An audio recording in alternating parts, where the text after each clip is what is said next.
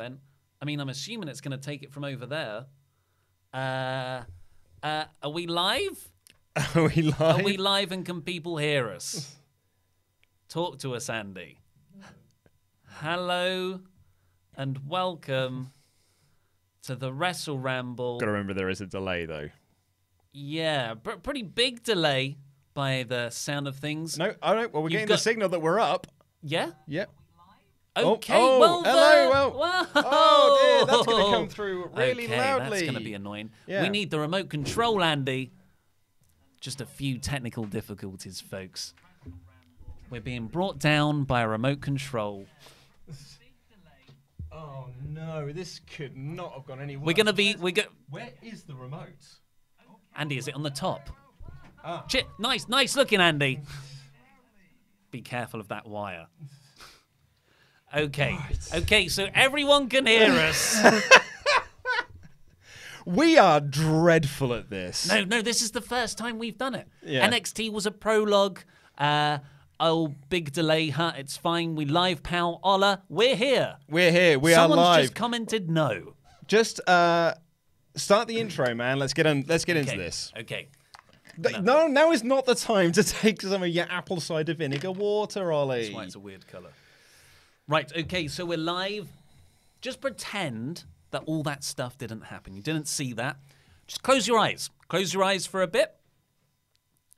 1, 2, 3. Why Kurt Angle versus Baron Corbin needs to be changed. I'm Ollie Davis. This is the other one, Luke Owen. Welcome to the first ever live edition of the WrestleRamble Raw review. Sure, there was an NXT live edition last Thursday. But no one watches NXT, so it's fine. And it was just a test, really. This is the main event, baby. That was the pre-show, and nobody cares about that. Mm-hmm. So, and there's other bits that I can't forget now. Beer 52, that's who sponsors this show. Go over to beer52.com/WrestleTalk. There's a link in the video description. My God, just the idea of doing this live. You are so panicky. I've never seen you like this. You were sat, before we came on air, you were sat there doing this. It's that nothing has changed apart from the fact that it's in real time. I just feel like my brain's going, don't say any racial slurs. It's just saying over and over again. I never say racial slurs, but now you've said that, brain. Just don't swear. Okay, so Beer 52, we will be sampling this delightful beer in after our first discussion point, and hopefully we'll get to a few of your live streaming comments too in the super chat. Yes, we have got Randy Datson, who is meant to be monitoring this chat, but does not appear to be typing anything or possibly reading comments. He just appears to be watching the live stream, which is very silly because he's in the room with us. And then he's got what seems to be Naruto streaming on his phone that he's also enjoying. So look alive, Andy. Yep, come on now. Pay attention. Reply to some comments. Just type X and hit enter. X, enter. It's a really fast way to reply to There you go. Okay, so Kurt Angle versus Baron Corbin. Nobody wants it to happen. WrestleVotes have said that WWE is reconsidering the idea of having this match because of the vast negative reaction to it when it was announced on 2 weeks ago now. It was last week. It was last week. Last week it was announced that it was going to be... Kurt Angle came out and said, I was able to hand-pick my last match opponent, and I have hand-picked Baron Corbin. Boos from the crowd. And then it was Justin LaBar was the first to report that, guys, this match isn't going to happen. They're just setting this match up so you get angry, and then you'll be happy when a better match actually takes place. But Dave Meltzer and Mike Johnson of PW Insider were saying, no, this is the plan. My favourite bit was the report that WWE were actually caught off guard. That was the WrestleVotes report, yeah. They said... by this being a bad thing. They reported that the match was now being reconsidered because they didn't expect this kind of backlash for Kurt's last match. Because, Kurt Angle, one of the best in-ring wrestlers and best characters, certainly, of the Attitude Era, and, the bit that came afterwards, my personal favourite wrestler of all time. I idolised him as a kid. And you think of all the classic feuds and opponents he could go out on. And not just WWE select Baron Corbin as his final opponent, but the idea that decision came from Kurt himself in kayfabe is just reprehensible and very insulting to Kurt as a performer and us as fans. So now there's been so much negative reaction against this idea that John Cena seems to be lobbying for the match to be changed, particularly with him replacing Baron. He's on Instagram. He's been posting a few weird memes. Yeah, calling him a dumpster fire, and I think he did another one today. I don't really know what the grams are, so... Yeah, the gram's a strange place, and nowhere is stranger on the gram than John Cena's gram. Oh, yeah? Oh, it's weird. What's John Cena's gram like? I mean, it's like someone took an in-joke and then made it meta. So there's so many levels of obscurity and different references going on in John Cena's world of the gram that it makes no sense anymore. Crikey. Yeah. But also, Dave Meltzer has said that what's going to play out over the next, 2 weeks really, is the matches... One more week. Yeah, I know. Is the matches that Angle wants to do. The matches he wants to wrestle. That's why, out of nowhere, we got Samoa Joe versus Kurt on last night's episode, and why we're getting AJ Styles versus Kurt Angle and on tonight's episode of SmackDown. And Rey Mysterio on next Monday's Raw. Yeah, those are classic opponents for Kurt Angle. And apparently, Dave Meltzer said that's his retirement make good tour. And still, the plan at the moment is to face Baron Corbin. Now, how this played out on the actual show, the episode of Raw last night. Just one more thing, because we didn't quite get to the new report, which came from Raja. I think this was over the weekend, where they are saying that it is, as of the weekend, it is still the plan to do Angle versus Corbin at Mania, but there are people backstage, particularly Kurt Angle, who are lobbying for the match to be changed. However, WWE see all this heat as only a good thing for Baron Corbin. It's the wrong message to take from this situation. Only WWE could see this. Yeah. First of all, be caught off guard that it's a bad idea. And then go, maybe this is going to... Because Baron really needs a little bit more to be pushed into the main event. I love Baron Corbin. I love his little spots he does in matches. I think the Deep Six is beautiful. End of Day is awesome. The running round the turnbuckle, great. But... he is mid-card. He is not a main eventer. Some guys are just mid... Look at the suit he wrestles in. You're not going to main event Mania with that. Absolutely. You are not going to main event WrestleMania dressed like a snooker player. And, of course, he lost to Apollo Crews last week. But he beat him this week. Well, that's, because you've got to start building him up against Kurt now, haven't you? Yeah. So, that Baron Corbin had a match against Apollo Crews. Apollo didn't get an entrance, but Baron got a considerable entrance. He had a lot of his accolades being run off. Yeah. Former acting Raw general manager, former United States champion. Former Golden Gloves boxing champion, former Money in the Bank. Former something else, I think. Money in the Bank loser. Yeah, you skip over that bit, don't you? But he came out. That was a good way to get heat. And undeniably, this is all a good way to get Baron heat. But this is Kurt Angle's retirement match. Well, that's the problem. The focus shouldn't be on Baron Corbin here. Or trying to get Baron Corbin over at this point. But that's not to say the idea of getting over a newer talent is a bad thing with Kurt's retirement. Because if this was with Chad Gable, I think everyone's opinions would be reversed on this. Or if it was with Drew McIntyre, who just looked at him and said, what you're doing is so sad and pathetic because you're having this, quote, retirement tour and having bad matches against people. You've been holding people down for years. It's time for a new generation. This isn't going to be your final match because you choose it. It's your final match because I'm going to make sure it's your final match. Someone who was doing this because they want to retire Kurt Angle, as opposed to Baron Corbin is just like, I guess I'll do it then. Because Kurt Angle wanted it. So we got Kurt's last match. Excuse me. We got Kurt's last match in Boston on this show as part of his retirement tour, and he cut a promo earlier in the night thanking Samoa Joe for coming across. Yes. Brand split. LOL. SmackDown star Kurt Angle. And we got Kurt Angle versus Samoa Joe. I didn't see the announcement earlier in the day that this was going to be a match. So when they announced this on Raw, I was extremely excited. it wasn't a good match then. I will say this. I did like the opening of the match. It's one of those things where they kept saying throughout the show, oh, they've got a very storied history, but this is the first time they've ever wrestled in WWE. And it's almost one of those moments where you're like, if you'd have thought about this in advance, you would have contacted Impact to get some footage like you do on the network. Yeah. And air some of the old TNA footage of them having matches to hype this up and build something around this. Whereas this almost felt like it was decided over the weekend, we'll do Joe Angle on Raw. We'll just say they've got a storied history. Yeah, totally. But what I did like is the very first moment of this was Joe headbutting Angle. The complete mirror. After the face-off. Yeah, they have a face-off and Joe headbutts him. A mirror of Angle coming into TNA, going face-to-face with Samoa Joe, and the first thing you're doing is headbutting him, busting him open in the face. One of the most awesome and memorable images of TNA in 2006, 2005, 2006.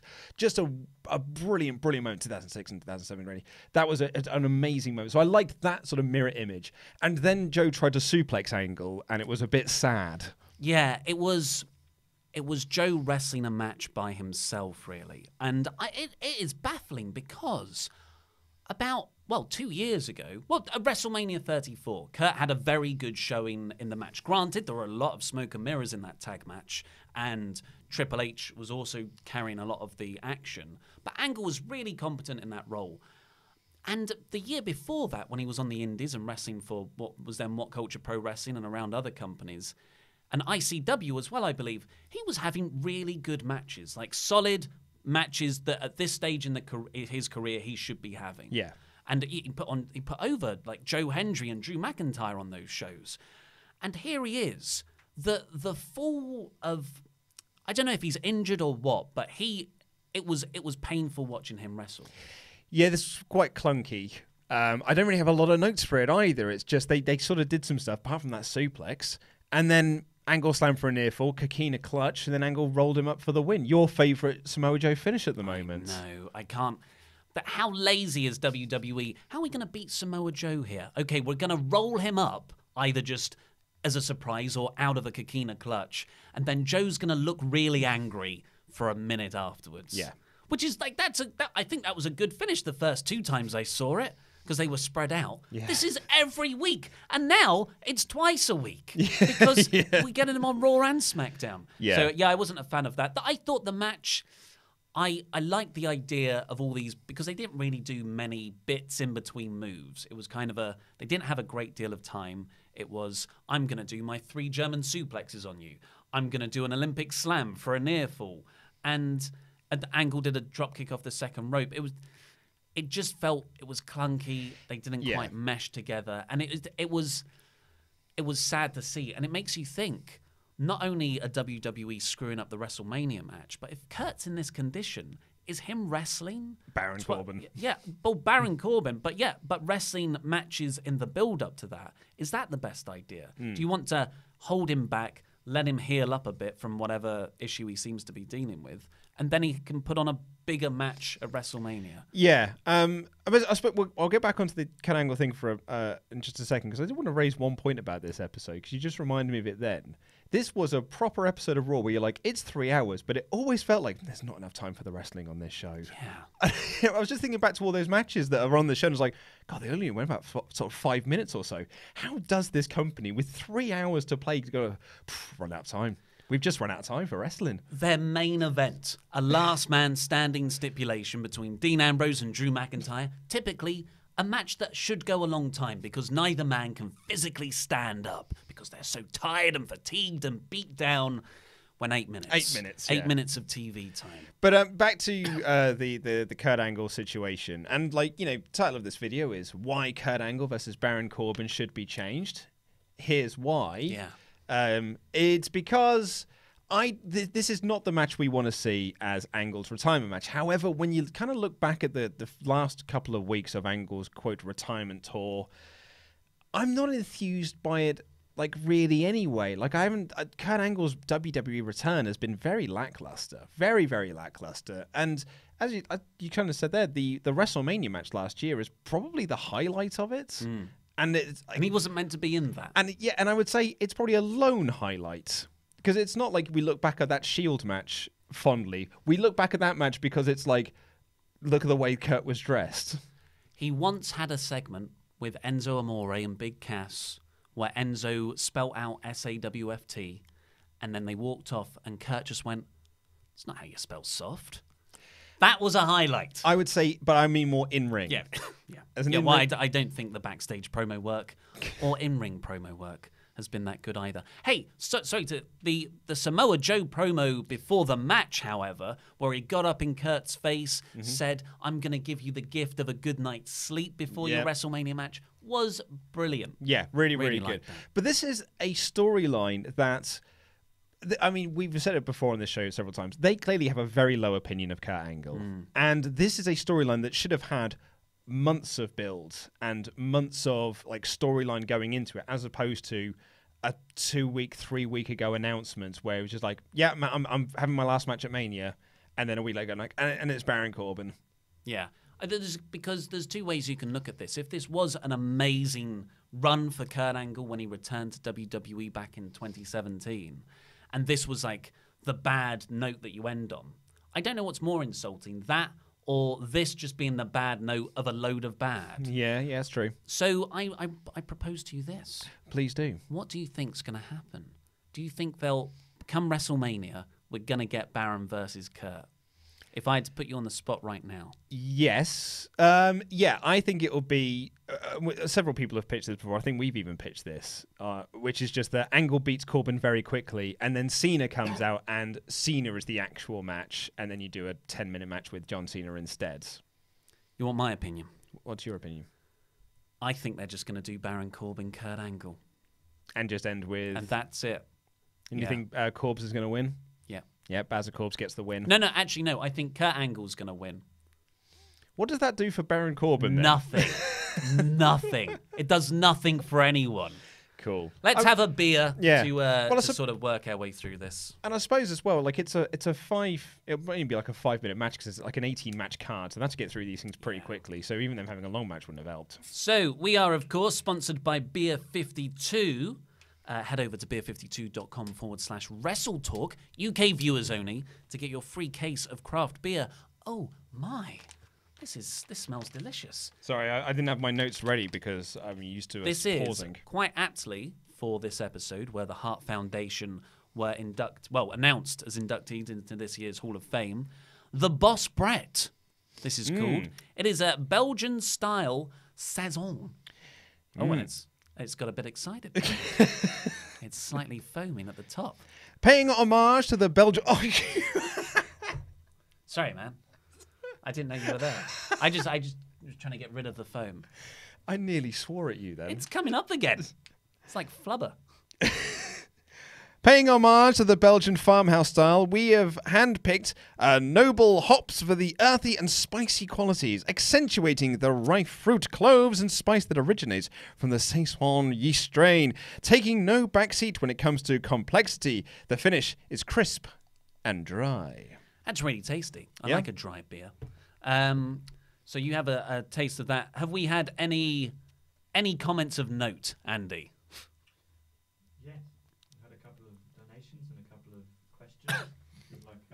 Yeah, hit us up with a question. You might have to yell. You be louder, Andy. King George says, he's one of our Patreon backers. Thank you, King George. Is the next London meetup?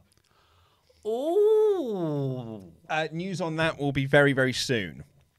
But you might want to keep May.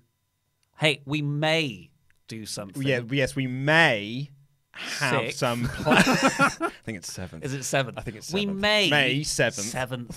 Have something on, but we can't officially say anything yet. But yeah, we may have something. May 7th have something on. Yeah. And Nick Castell, who was very kind of donated, he says, "Hey Ollie and Luke, how do you guys feel about Sting possibly coming out of retirement for one last match against The Undertaker at WrestleMania? Also love your vids." Well, thank you. Oh, sorry, I'll just repeat that. And that was Nick Castell saying, what do we think of Sting potentially coming back? I think I couldn't think of a sadder match than retire. We just talked about it.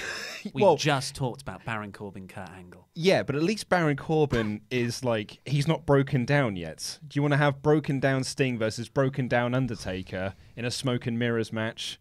It is a match. Is Sting that broken down? He had to retire because he can't wrestle anymore. WWE's doctors said he wouldn't be medically cleared to return.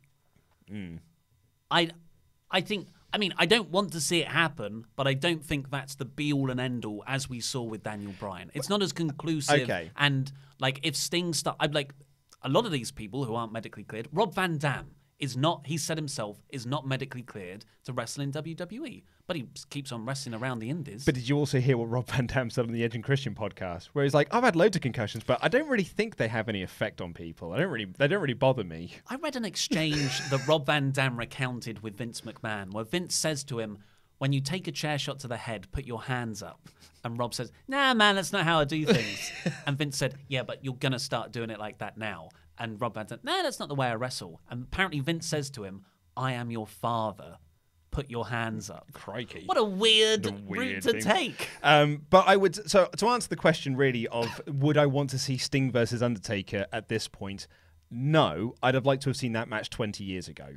And that match... The Invasion. Yes. That match is never going to live up to the hype that we want it to be. Our 20-year-old mind wants to see that match, but it's not going to be what we think it can be. So...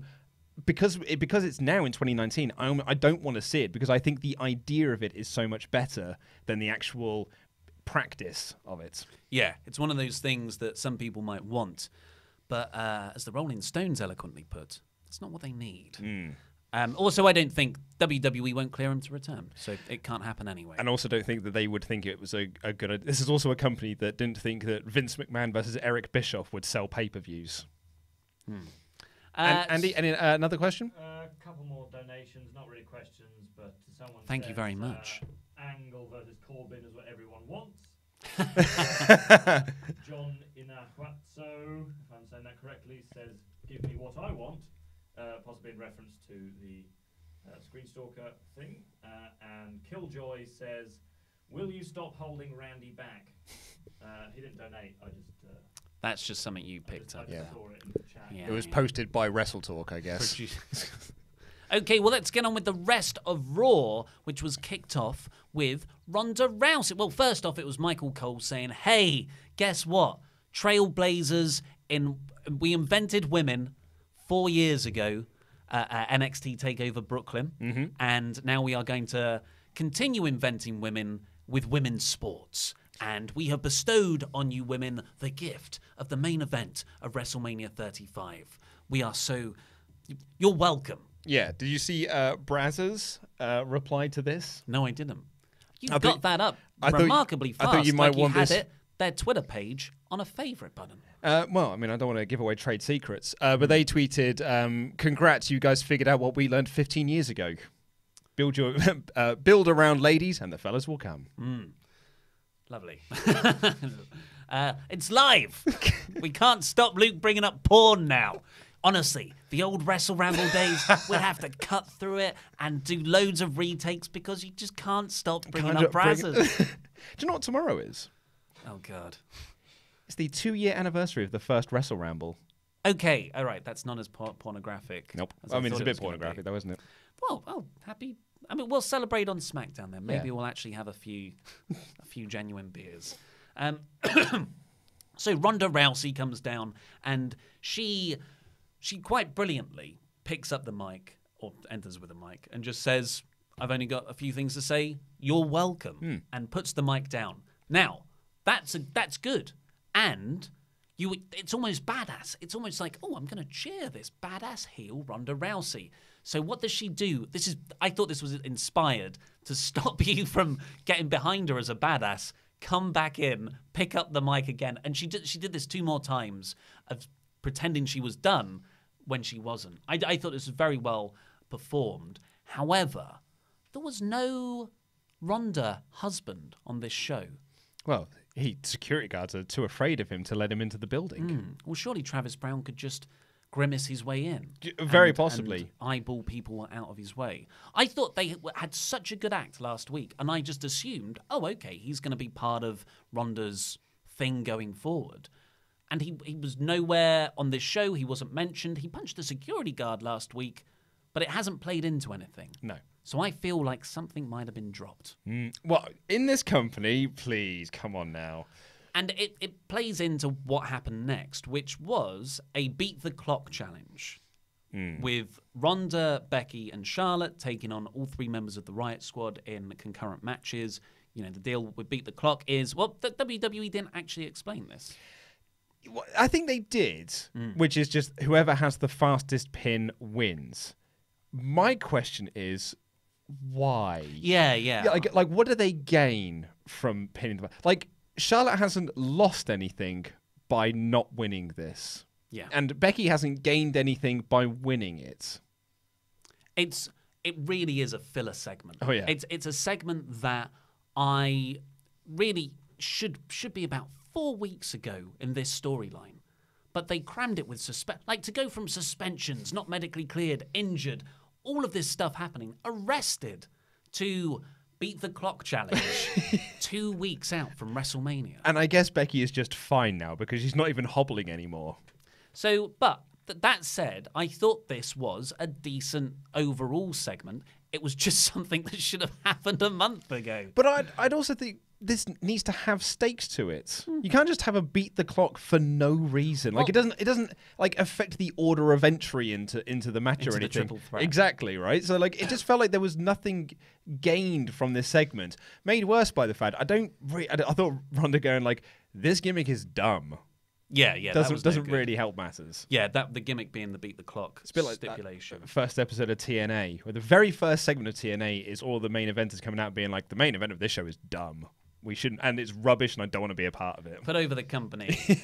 So what happened very quickly? Ronda beat Sarah Logan in 1 minute 25 seconds. Sarah Logan tried to run around a lot. That's where I would say 1 minute 20 of those seconds came from. And then Ronda very coolly sort of ran up the ropes to lock in an armbar. Yeah. I thought that was good. Cool. And then she Made locked in the her arm. Yeah, so she got the win at 1 minute 25 and goes to walk to the back. But I think you had this in your review where she wants to walk to the back because, this is dumb and it doesn't really matter to me. But she stops at the top of the ramp. Like, her competitive nature made her stay and watch. That's why I think this whole segment isn't a complete waste. Because although sometimes you don't need stuff at stake, you can just have segments that get across character or dynamics.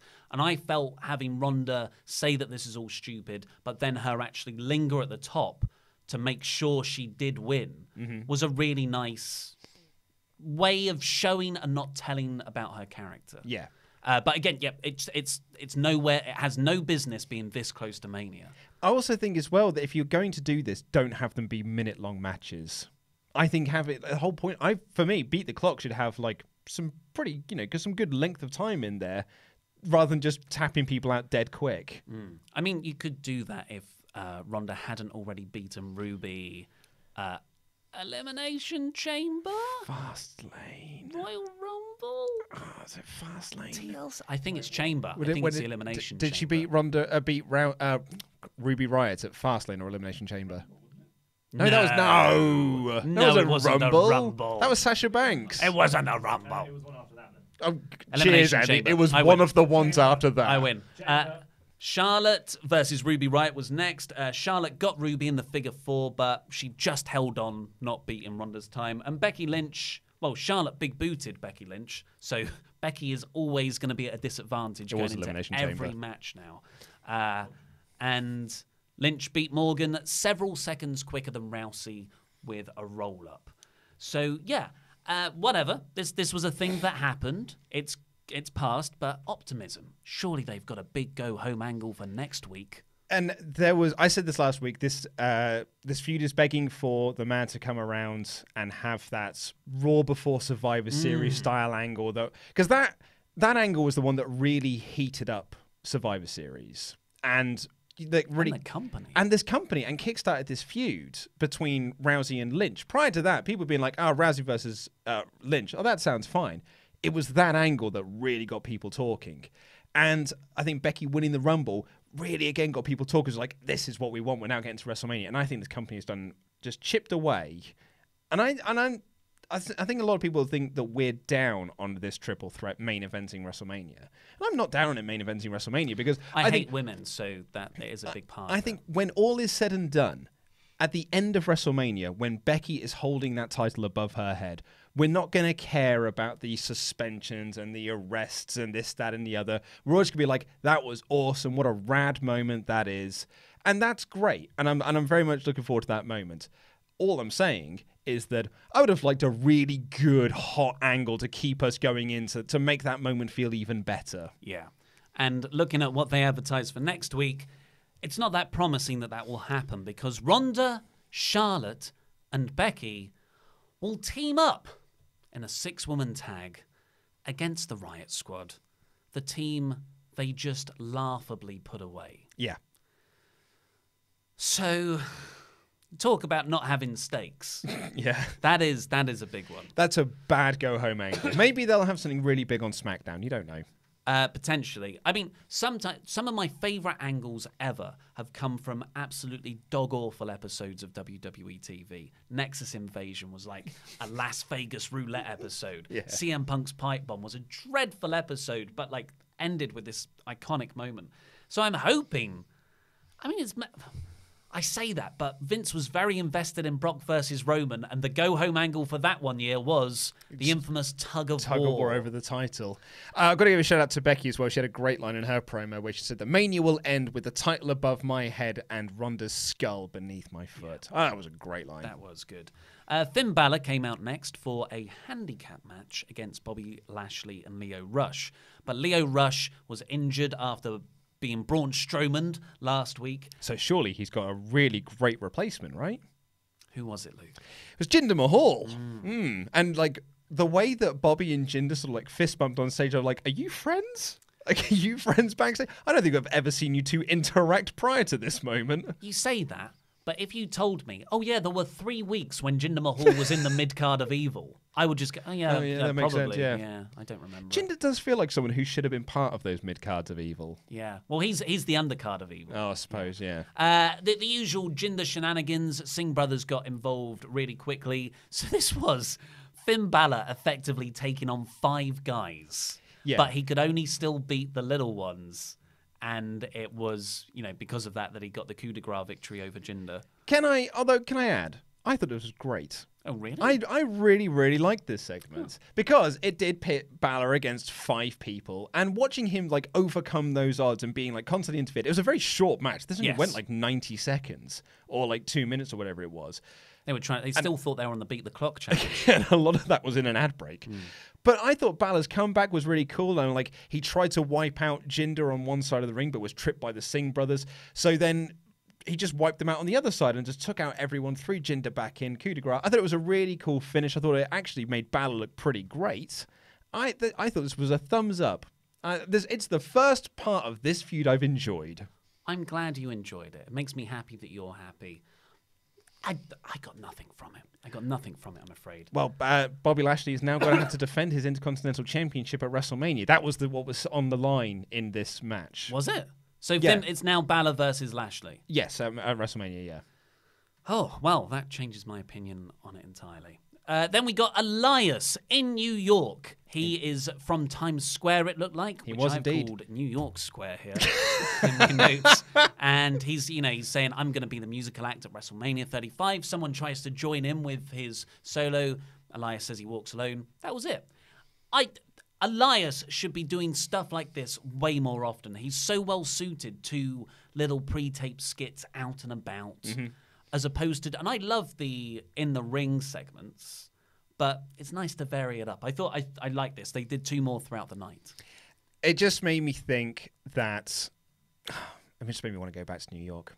It's my top 3 places in the entire world: New York, Reading, Toronto, and Liverpool. And New York is it's one of my favorite places I've ever been to. And just seeing him sat there at Times Square, I was like, God, I want to go back to New York. Then we got Aleister Black and Ricochet, the well-known established tag team of years, versus the Revival, the Raw Tag Team Champions. That's another champion. In fact, all 3 of these opening matches, technically, the champions lost. Oh, I suppose, yeah, on the technicality. Yeah, Ronda did lose. Yeah. There you go. And this was a non-title match. Ricochet won with a 630. Yeah. They reminded the audience at the end it was a non-title match, and it sets up what Meltzer was reporting last week, that it's going to be Revival versus Black and Ricochet at WrestleMania. I don't want to say... Which will likely be on the pre-show. I'm going to toot my own horn here, because I think I summed Aleister Black and Ricochet up perfectly. They're so impressive. They move so quickly, but it's all on a treadmill. So they're going nowhere. Mm-hmm. You can run as fast as you can, do all your little tricks like OK Go stuff on a treadmill, but they're going nowhere in the tag division. What I want is for everyone who said, wait and see though, don't judge the NXT call-ups. I want every single person who said that to apologize to me directly in person. Oh, yeah? And say, you were right, Ollie. Well, that May 7th could happen. May 7th. It May 7th. It May 7th happen. Then we got Drew McIntyre coming out. Now, this is an interesting one. Because I feel like something's happened to me and Drew. Because I always love Drew. I love his look. Mm-hmm. I love his promos. I love his matches. Often very, very good. But there's something about him where whenever he comes out, I'm not immediately excited. Like, he has to do a lot of work every time he comes out to make me invested in his storyline. And I feel like that's the same with the crowd. Look at the things Drew's done over the last few weeks, like that staircase claymore to Dean Ambrose, taking out Roman Reigns, trashing Roman Reigns' family. That should be enough. If this was another character, the crowd should already be booing him as soon as he walks out. But they don't start booing him until he starts getting the cheap heat over Roman's cancer stuff. So I just don't know where the disconnect there is. I'm not going to say this is the case, but I can only put what I think might have happened on there, because this is certainly what I would say is, for me, is because Drew has been a lackey since he came up to the main roster, and now all of a sudden in the last couple of weeks, he's no longer been a lackey, and he's now in charge. But he never had that moment where he stopped being a lackey by beating up the people that were leading him. Like his team with Dolph... Did they have a split? Did they stop teaming? They did have a split, yeah. They had a match, didn't they? Yeah, they had a match towards the end of the year. A cage match, I think. But Dolph actually has the most recent one-up in that feud when he eliminated him from the Royal Rumble. That's right. To then never be seen again. But that's what I mean. Like, that's a storyline that never felt like it had a conclusion. Yeah. And he never had a split from the Dogs of War. He never had a split from Baron Corbin's mid-card of Evil. So all of a sudden he's now just like, I'm standing here on my own, and I'm the one who's I've defeated the Shield single-handedly, and I'm like, I don't buy it, because you've been playing second fiddle to loads of other people, loads of other mid-carders who are so far beneath you that you should have been a bigger star by now. Yeah, if he's playing second fiddle to Brock Lesnar or Triple H, well, hey, but he was playing second fiddle to Baron Corbin. Yeah.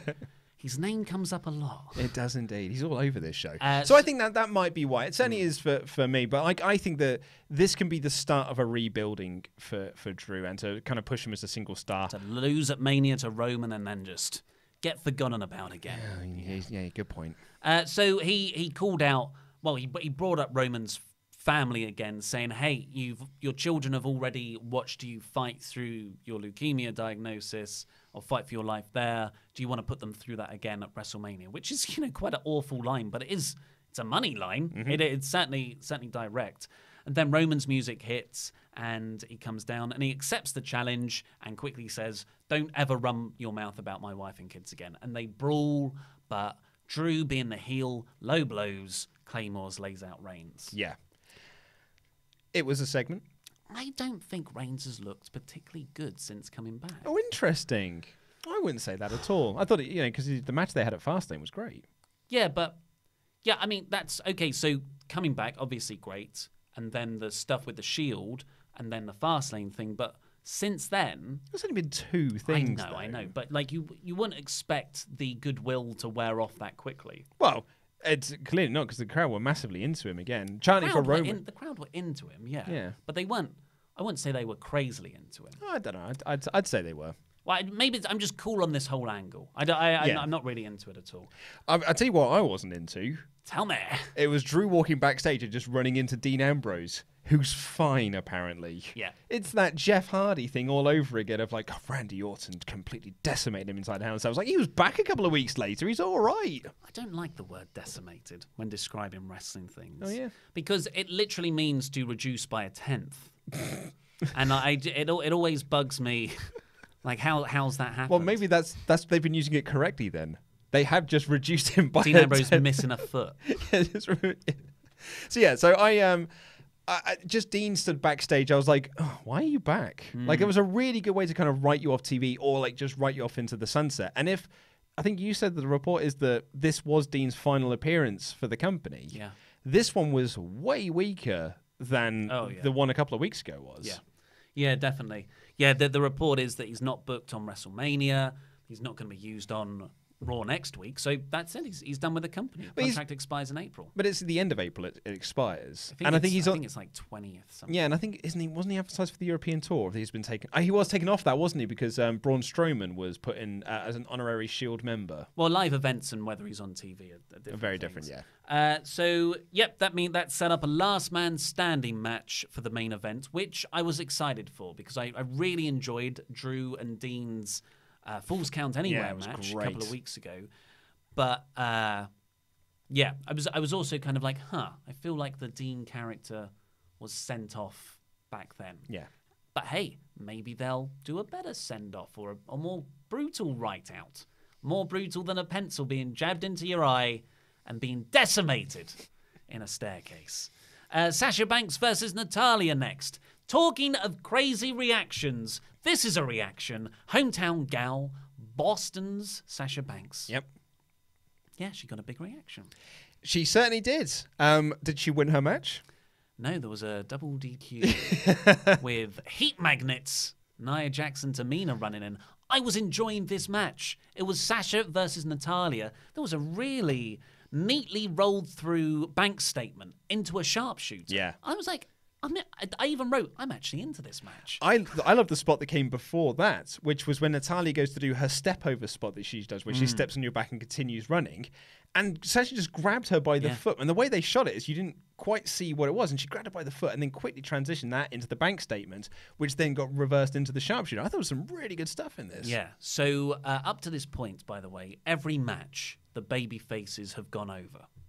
The first hometown person in Sasha, double DQ. Beth Phoenix stands tall. But Beth Phoenix looked great. She did. She looked great, yeah. Will you stop shooting on the 2007 era divas that you just hate so much? She can look great. She can have a return, but she is not an iconic all-time figure of women's wrestling in my mind. Then we got the... Strong disagree. This came up next. This was really, really good. They played the video package of the Hart Foundation going into the WWE Hall of Fame. So Bret Hart and Jim the Anvil Neidhart. Great video package as always. And I was like, oh, that's a good video package. Didn't really think anything more of it. Until they cut back to the ring. Natalya's in the ring, Jim being her real-life recently passed father last August. Immortalised in that tables match with Ruby Riott. Yeah. And she was crying in the ring. Yeah, it was lovely. And Beth comforted her. I thought that was good. Yeah. That was a good moment. I thought it was really, really nice. And then we got Kurt Angle versus Samoa Joe. Oh, it was a promo. It was a promo thing. We had Bayley and Banks walking backstage, and me and Charlie walked up and pointed out how they keep losing in all their matches despite being champions. And Banks rather furiously said that we want to defend our titles against all of them. At WrestleMania. And that was announced, it was confirmed later on social media that it is going to be a four corners match at WrestleMania. Banks and Bayley versus Tamina and Nia Jax versus the Iconics versus the Divas of Doom. I don't trust anything. I can't. When you say, oh, it was announced on the Soch, so that's official. It's on the website. So was Kofi starting last week's episode of SmackDown. It's very true, you're right. Everything they say, even the women main eventing WrestleMania, I'm like, I'll believe it when it happens. I can't buy into anything this company tells me is going to happen. You're like me in that Masters of the Universe reboot. I'll believe it when I see it. Yeah. I'll believe it when it's actually in production. Gambit. But hey, Dark Phoenix is a thing. Hey, Deadpool eventually got made. Yes. Sometimes these things eventually do happen. Something that will hopefully eventually stop happening is a moment of bliss, which got a different set this week rather than being up on the stage. Well, they had to be in the ring because they needed to look at the screen for the SNL guys. And you couldn't have done that if you were up on the stage. Of course. Yeah. But I was going to say last week they needed to look at the screen for the graphics, but that's presumably why she awkwardly threw to Michael Cole to run through the... I hate the staging. So Alexa Bliss recaps the Braun Strowman versus Saturday Night Live guys, Colin Jost and Michael Che, the WrestleMania special correspondents, and their feud so far. She says that hosting WrestleMania is going to be the proudest moment of her career. Career highlights, which is tosh. But it's in jeopardy because of this situation. I did like how she essentially took credit for the women main eventing WrestleMania, which I thought was an excellent bit of which is weird because that's sort of like that's a bit of a heel line. And then she was very much a babyface when she was with Braun Strowman. Oh yeah, no consistency there. And she welcomes Braun down. They do not acknowledge Team Little Big in any of this. No. And they didn't do that last week either. But I just thought, Alexa's a face. Who cares? Couldn't you just do some fun flirting? Like, that was the only good thing of Mixed Match Challenge. The only good things of it were when the wrestlers stopped caring and just started having a house show match. It was really fun.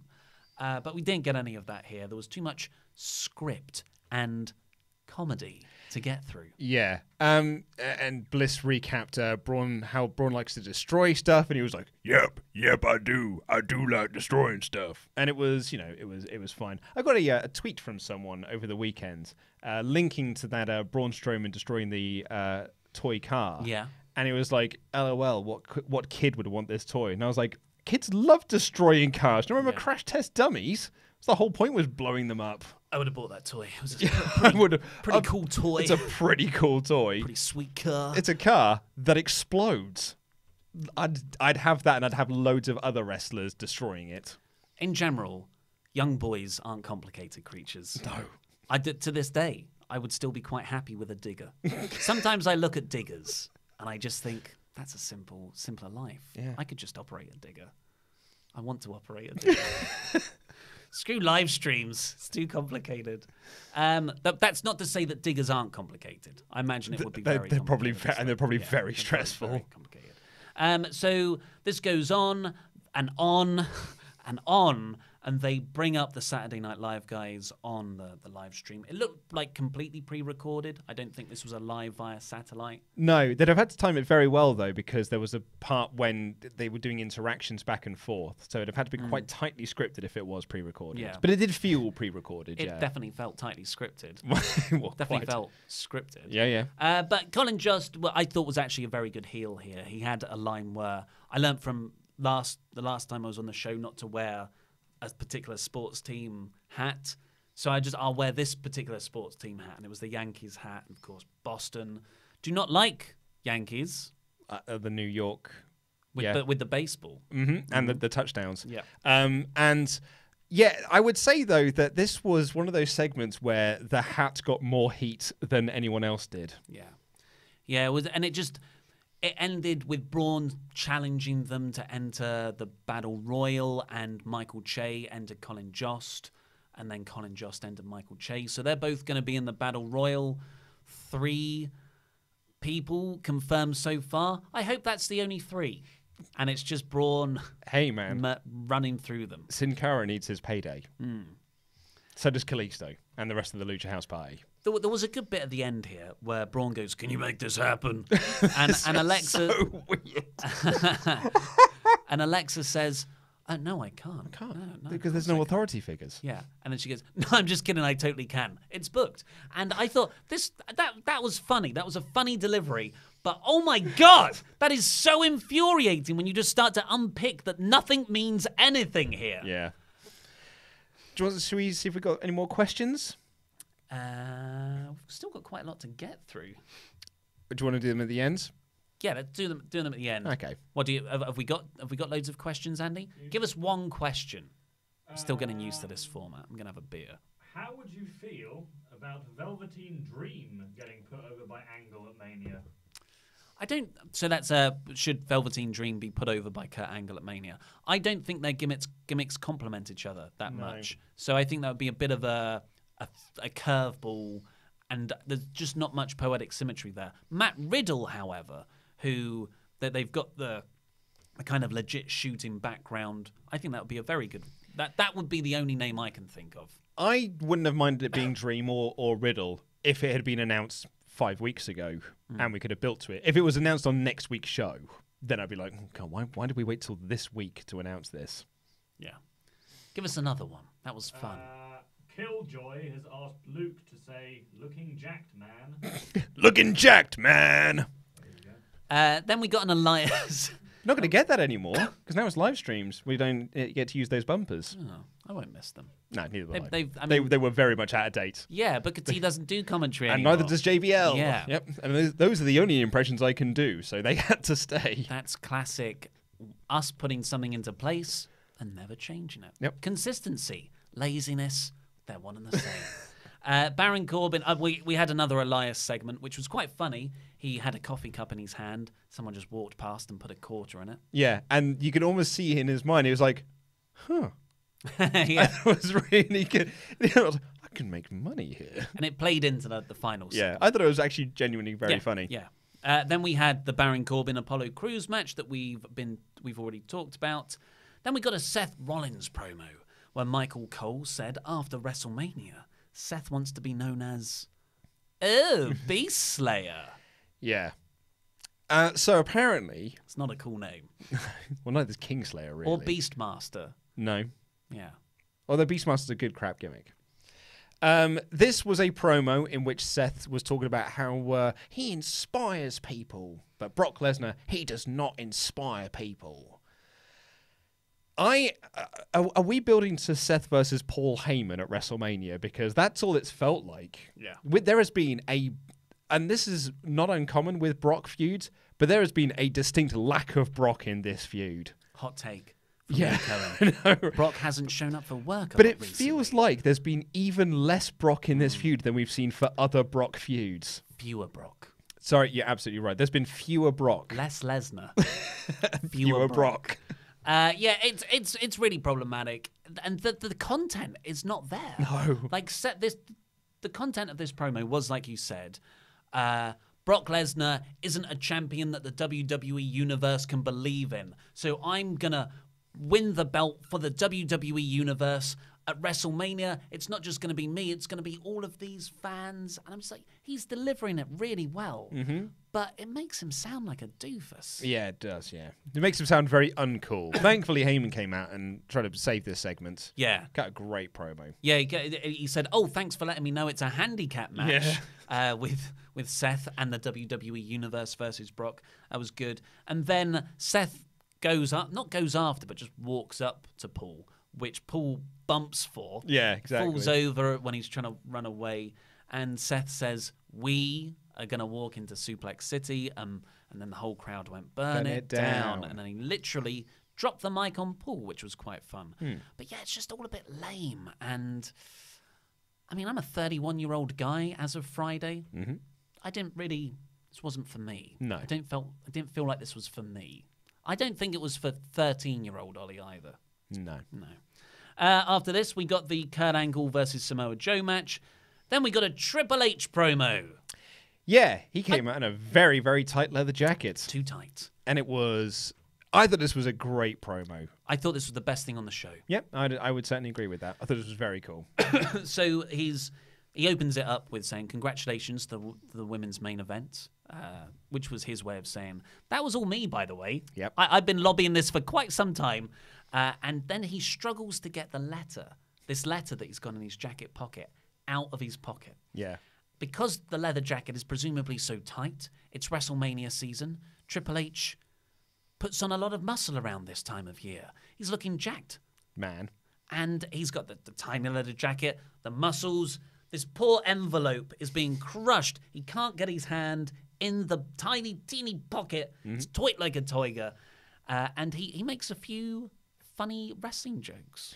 Also another Austin Powers reference there. It was, yeah. On the Saturday show where we said that it probably wasn't culturally relevant anymore. I was like, I'm happy I've also been given a microphone that's dry and not covered in Dave Bautista's spit. Mm-hmm. That was funny. He said that, I think, did he say this is buried? This envelope is buried in my pocket? And then he says, now I'm jobbing to the envelope.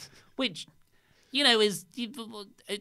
when it's this well delivered, I don't really care. Yeah. I thought this was very good. And yeah, this line where he goes, Dave in this letter has said that he says that I only used evolution to stay champion for ages. Really, Dave? You've only just worked that one out 13 years later, and you've only just picked up on that? I'm glad he admitted to that, because I thought he was going to take a different route. Yeah, and he really smartly answered every one of Dave's points from last week, saying, look, before Evolution, you said I didn't care about you. You entered Evolution as the decon to Devon Dudley, and you left it as a world champion. Yeah. And just made all these really good rebuttals. And just in terms of comic timing, before he got serious, the whole point of this letter was that there was one more thing Triple H had to agree to before Batista would have agree to the match at WrestleMania. And he opens the envelope, he gets out the paper, and he says, give me what I want, what I really, really want. I'll tell you what I want. And he does the Spice Girls wannabe meme that we've all been making fun of recently. But then he shuffles off a few pages as if that was what was, all work and no play makes Dave a... Don't mind if I do. I also liked when he said that Dave keeps saying that I didn't return his phone calls, but I did. But I was speaking to your manager that wanted me to move the dates for move the dates of WrestleMania because it was conflicting with your shooting schedule for Guardians of the Galaxy. And while there is every chance that's not real, there is every chance that a Hollywood manager would have said that, because in a Hollywood manager's mind, wrestling is dumb. You should stay as far away from it as possible. It will damage your career. And they were like, well, it's just a dumb wrestling show. Move it. Yeah, can't you just change it to Summerfest? Yeah, exactly. But it was a great promo with great content, and it ends with this really money line of Triple H saying, yeah, I'm going to put my career on the line, because if I can't beat a no-good douchebag like you, Batista, I don't deserve to be in the ring. And that's like, it's a really hard balance to strike, where a lot of the stuff you're saying is admitting to heel tendencies, but you come off as such a noble, badass baby face at the end. I've got no problems with this segment at all. I thought it was really, really great. Then we had the payoff, the third part of the Elias promos. He's talking to the camera, saying how great this is. Look at all this money I've made in his guitar case. And someone walks in behind him and takes it all. Yeah, just takes it all. And it's like, but it's fine, because I'm going to make more money at WrestleMania. And then we got the main event, which Dean Ambrose did not even get an entrance for. Drew got his second of the night. Dean got a jobber entrance. Dean got an entrance, didn't he? No, it just cut in straight. He was already in the ring. I could have sworn he got an entrance. In the feed I watched, he had no entrance. And there's only 8 minutes left of the show. I was like, this is a last man standing match. And immediately go to ad break, really. And they just had loads of big spots in a short space of time, which I quite enjoyed. I always do tend to like those kinds of matches. I like the catapult underneath the ring into the support structure. I thought that was really cool.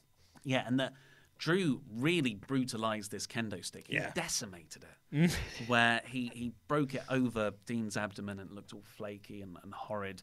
But yeah, in the end, Drew drives Ambrose through a table in the corner and then hits a Claymore for the win. Yeah. So, cool, okay.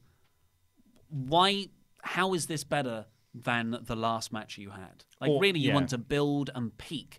And the way of Claymoring Dean in the stair rail was so good that I just, all of this felt unnecessary to me. Or just out of order. And he's already, the whole story he was telling is that he, beat all 3 members of the Shield in 2 weeks. He beat Dean and did that Claymore kick through the guardrail against Dean and beat up Roman on that same show and then beat Seth the following week. So he's like, well, I've beaten all 3 members of the Shield in a short space of time. I'm clearly great. It then doesn't really feel like you've accomplished anything by beating Dean again. Yeah. In a shorter space of time. Well, overall, I thought this was a poor episode of Raw. I thought it was a poor episode of Raw by any time of the year's standards. It was a particularly poor episode because it's 2 weeks out from WrestleMania. I'm not going to give it a bore because there was nothing actively damaging on the show. But yeah, really, really second gear stuff.